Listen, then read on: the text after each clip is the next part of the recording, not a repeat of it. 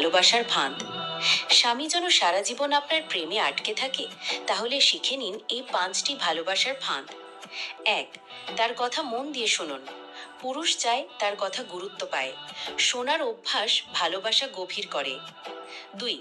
ছোটখাটো যত্ন নিন।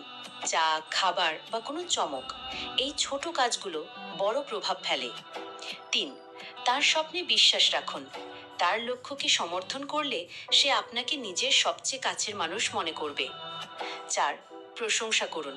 পুরুষদের প্রশংসা শক্তি দেয়, আর আপনাকে করে প্রিয়তমা। 5. রাগের বদলে হাসি দিন। ঝগড়ার সময়ও হাসি আর নরম কথা সম্পর্ককে মজবুত করে। ডক্টর এপিজে আব্দুল কালাম বলেছিলেন, ভালোবাসা হলো এমন এক শক্তি যা মানুষকে অসম্ভবকেও সম্ভব করতে প্রেরণা দেয়।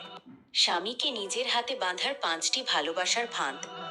স্বামী যেন সারা জীবন আপনার প্রেমে আটকে থাকে